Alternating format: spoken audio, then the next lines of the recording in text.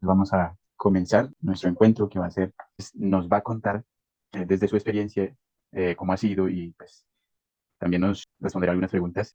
Primero que todo, es necesario que pues conozcamos a la persona que tenemos aquí y pues la idea es que ella se presente, diga su nombre, pues de dónde es y también el recorrido que tiene en el campo de la educación.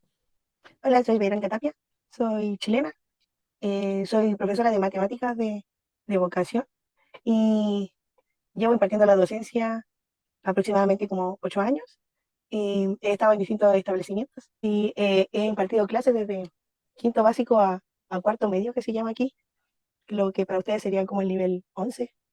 Entonces, esa es como mi experiencia laboral. Bueno, muchas gracias, Verónica, y seguramente nos vas a poder aportar mucho y nos vas a enriquecer en estas preguntas que a continuación les voy a hacer. Bueno, son 6 preguntas para que usted me pueda responder. Bien, entonces partamos con la primera pregunta y es la siguiente. ¿Cuáles son las percepciones sobre las relaciones entre docentes-estudiantes y estudiantes con estudiantes?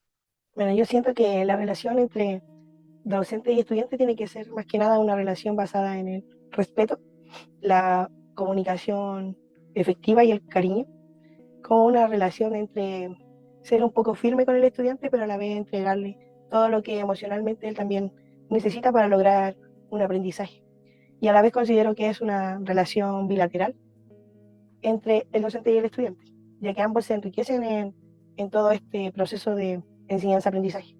Y en cuanto a la relación entre los estudiantes, ellos se ven más como pares, por lo tanto es fundamental que entre ellos reine el respeto y sobre todo la colaboración, tanto en el aspecto desde lo más simple a lo más complejo, porque a veces sentimos que colaborar con mi compañero, podríamos decirlo así, solamente se basa en ayudarlo en algo que a él se le dificulta y muchas veces va más allá de eso, va desde que yo sepa guardar silencio en el aula mientras el profesor enseña, para que mi compañero también tenga la posibilidad de escuchar y aprender, como también trabajar juntos para lograr como los objetivos que se nos plantean en la clase y aprender de esa manera colaborativamente. Muy bien, muchas gracias. Eh, Vamos a ir con la segunda pregunta y es la siguiente. ¿Por qué es importante la comunicación no verbal y la comunicación verbal en el aula? ¿Por qué crees que es importante? Yo siento que comunicarse en el aula es totalmente fundamental, ya que la comunicación es lo que hace posible que se produzca como este aprendizaje, pero sobre todo porque lo que el profesor comunica es como lo que genera el ambiente del aula y a la vez lo que los estudiantes reciben y lo que ellos nos expresan también va creando este ambiente que puede ser propicio o no propicio.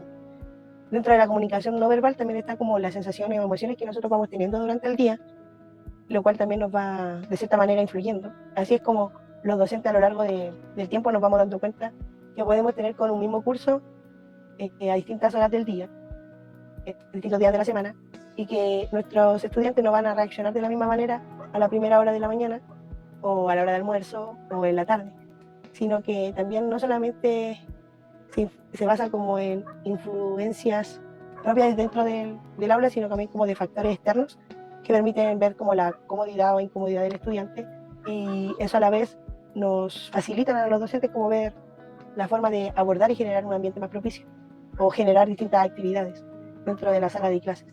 Bueno, vamos a ir con la siguiente pregunta y es, ¿hay factores importantes que aporten en el lenguaje corporal para facilitar los procesos de enseñanza en el aula?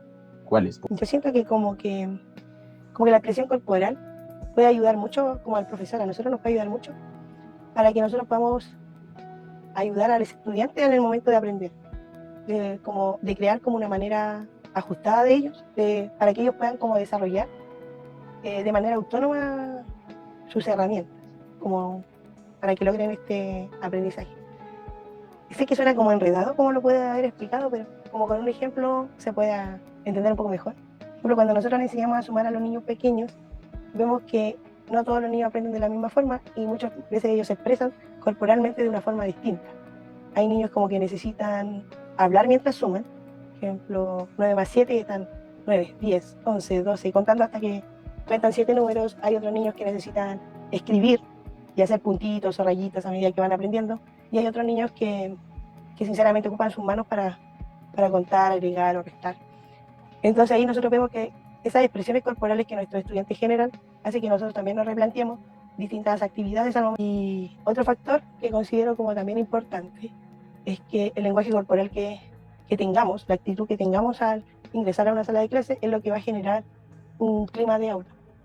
Y es tan significativo el clima de aula porque no es lo mismo aprender en una clase tensa o en una clase que se desarrolle un poco más tranquila, en paz, o en silencio, o en una clase con conflictos.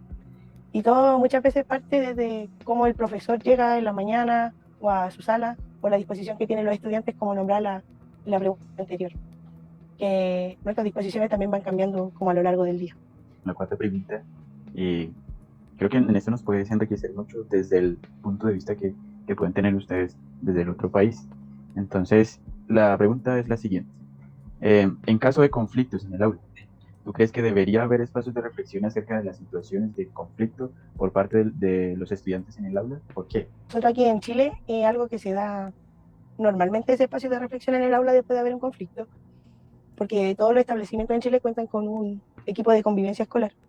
Y ese equipo de convivencia escolar, que está dirigido por el encargado de convivencia y psicólogos, que no solamente nos forman a los docentes para resolver conflictos, sino que también a los estudiantes, pero como que hay todo un proceso de pasos para resolver un conflicto.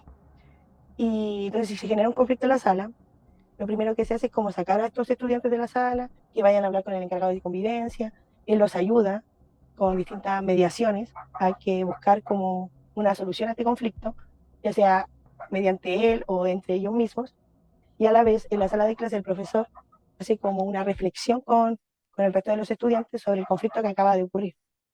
Y cuando ya estos estudiantes se incorporan, la reflexión se vuelve más compartida y enriquecedora. Se da mucho que hay estudiantes que piden disculpas a la clase, a las personas involucradas, y todo este proceso es para que estos conflictos, que a veces son muy repetitivos en el tiempo, vayan disminuyendo y se vaya generando otro ambiente en el aula. Estas reflexiones de convivencia no solamente se hacen como en el momento del conflicto, sino que también hay una clase en la semana que tienen todos los cursos que se llama orientación. Y en esa clase los profesores también van formando a los estudiantes en diversos temas y muchas veces para el orientador o la encargada de convivencia a generar estos espacios de conversatorio sobre situaciones que pueden surgir o, o se pueden generar de manera espontánea. Por ejemplo, a principios de año nosotros en el establecimiento tuvimos toda una semana en la que se analizó el reglamento de convivencia, el reglamento del colegio, hubieron conversatorios con los estudiantes, porque hay muchas cosas que a veces nosotros como docentes o el establecimiento en sí ve como faltas faltas leves, graves y gravísimas, pero que el estudiante no las conoce, porque asumimos que el estudiante lee los reglamentos o muchas veces asumimos que el estudiante entiende todo y no es así. Entonces son estos conversatorios y estas reflexiones que se dan previas y durante los conflictos las que nos ayudan a mejorar en ese sentido y a prevenir, más que nada. Muy bien, entonces ahora vamos a ir con la penúltima pregunta, que es la quinta. Entonces, la pregunta es, ¿cómo puede haber una articulación de la violencia como construcción de la identidad en los jóvenes? ¿Qué piensas? ¿Qué nos dice? Siento que es la mejor forma de articular dentro de nuestras salas de clases como la violencia que a veces se genera, tanto entre docentes y estudiantes o entre mismos estudiantes, es teniendo como estos espacios de reflexión, porque nos ayudan como a corregir de cierta manera esas situaciones o problemáticas que se dan en el salón de clases y ayudando al estudiante también a aprender a prevenir ciertas situaciones o ciertas cosas.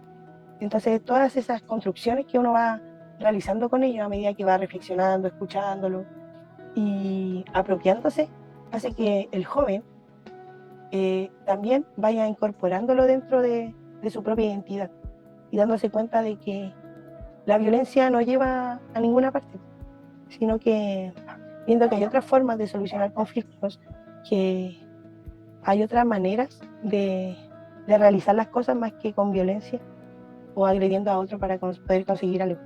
Y esas son las situaciones que nos permiten formar jóvenes quizá un poco más íntegros y más equilibrados dentro del sistema en el que estamos inmersos. Bien, la última pregunta y ya con esto vamos a terminar. ¿Qué recomendaciones, aportes puedes hacer desde la experiencia pedagógica que tienes, pues para mitigar conflictos en el aula? Creo que mitigar conflictos en el aula siempre es como un gran tema para los profesores, pero siento que como que hay unas principales que uno debería como tratar de ir impartiendo en su salón de clases. Muchas veces no resultan todas, pero lo ideal es que nosotros las podamos ir inculcando de a poquito. Y la primera podría ser generar un buen ambiente, no solo desde una disciplina adecuada en el salón de clases, sino como también en un sentido de una comunicación buena y una validación de emociones, generar un ambiente en el que nuestros estudiantes y nosotros nos sintamos seguros dentro del aula. Por otro lado, aplicar refuerzos positivos a los estudiantes cuando tienen un buen comportamiento, han trabajado durante la clase, se han esforzado, han participado. Como que esos pequeños refuerzos positivos también ayudan al estudiante a generar ese ambiente. Otra cosa que yo creo que nos sirve mucho para mitigar es como establecer normas básicas de convivencia en el aula. Muchos cursos crean sus propias normas de convivencia entre los mismos estudiantes, lo cual favorece mucho el hecho de que estas normas no sean impuestas, sino que sean ellos mismos los que digan, en clase no voy a usar el celular, no voy a conversar, voy a escribir, voy a respetar a mi compañero, voy a levantar la mano para opinar, etcétera. Cuando estas normas de convivencia básica en un salón de clase no son impuestas, ayuda mucho también. Entonces, que el grupo genere sus propias normas es una buena alternativa. Eso que encuentro que es buena dentro de evitar conflictos dentro del aula es como fomentar el diálogo en nuestras clases, eh, tanto entre ellos como pares, como con nosotros, ya que al fomentar el diálogo generamos personas más tolerantes a las diferentes opiniones que se pueden surgir dentro del aula. Y otra cosa que nos puede ayudar harto es como lo de preparar alumnos para la gestión de conflictos, que no sea solamente el profesor quien tenga que resolver el conflicto que ocurre en la sala, sino que también hay alumnos que nos ayuden a encarar en los problemas de una manera más tranquila, usando la mediación. Porque a veces ellos necesitan un mediador par, más que un adulto, porque a veces le tienen miedo al adulto. En cambio, con un par que los medie en una situación de conflicto, les puede colaborar mucho también. Fomentar también en la sala de clase el trabajo colaborativo. Entre ellos va a ayudar a que ellos mismos valoren las capacidades que tienen los demás compañeros y se genere un ambiente de más respeto y participación. Así que yo creo que esas podrían ser como algunas cosas que yo hago en clase, que muchas de ellas resultan muy bien en algunos cursos y otras que todavía vamos esforzándonos en algunos. Eh, en esto se ha consistido la entrevista y pues agradezco mucho a la profesora Verónica por, por sus palabras, por su experiencia que nos comparte en este momento, en este espacio. Entonces, muchas gracias, muy amable y hasta la próxima. Hasta la próxima.